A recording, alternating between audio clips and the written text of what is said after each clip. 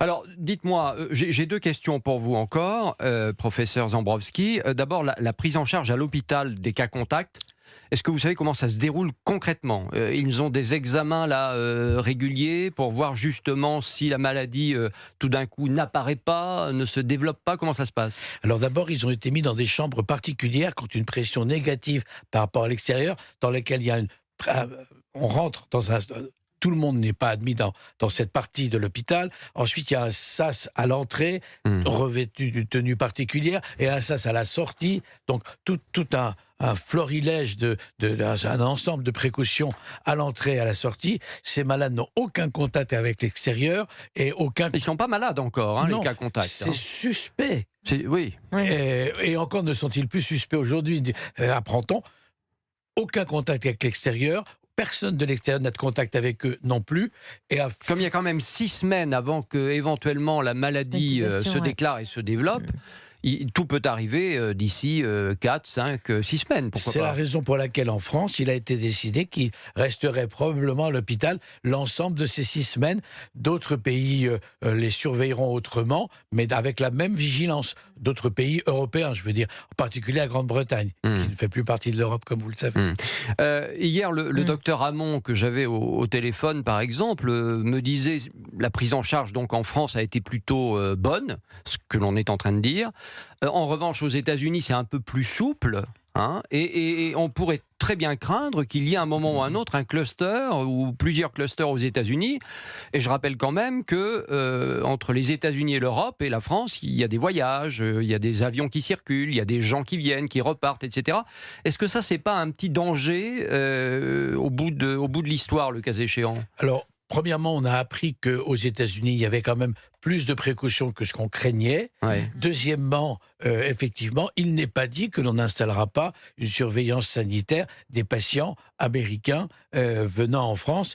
Maintenant, là encore, les compagnies aériennes, les compagnies de transport prendront leurs responsabilités. Les forces de police qui sont aux frontières surveilleront ces patients.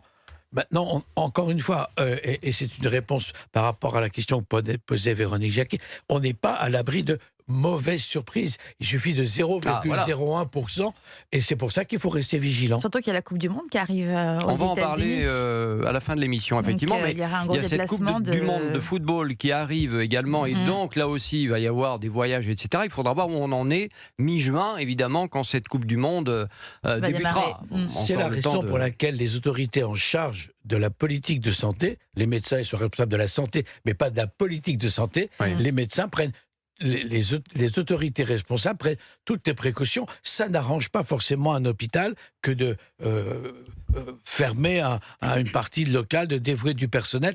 C'est notre boulot et on y fait face, mais sous le contrôle des autorités politiques. Professeur Zambrowski, dernière question, et je vous demande de répondre assez rapidement parce que nous sommes pressés par le temps. L'information arrive avec Pierre Vesque et le flash de midi.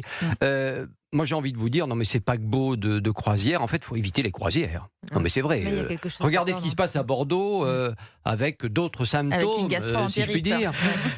Non mais voyez, on se dit c'est pas possible. Il faut plus faire de croisière en fait. Moi c'est ça qui me... C'est un peu excessif quand même. Non, c'est un peu excessif. L'intérêt, c'est que ce petit bateau qui avait 150 ou 160 passagers était relativement un milieu isolé et localisé. Donc on pouvait le contrôler. Maintenant, ne plus faire de croisière, ce serait très dommage. C'est très agréable et vous pouvez aller dans tout le bassin méditerranéen faire toutes les croisières qui vous plaisent. Bon, écoutez, on va essayer de faire une croisière peut-être un jour. On va attendre que ça se tasse. Dans 5 ans, dans 100 mois. Dans 5 ans, c'est bien. On ne sait jamais. Rendez-vous dans 5 ans. Rendez-vous dans 5 ans. Merci Jean-Jacques Zambrowski d'avoir été avec nous ce matin sur Europe 1 pour répondre évidemment à toutes nos questions sur l'antavirus qui continue quand même de nous inquiéter un petit peu. De nous interroger. Dans un instant, Gilbert Collard sur Europe 1.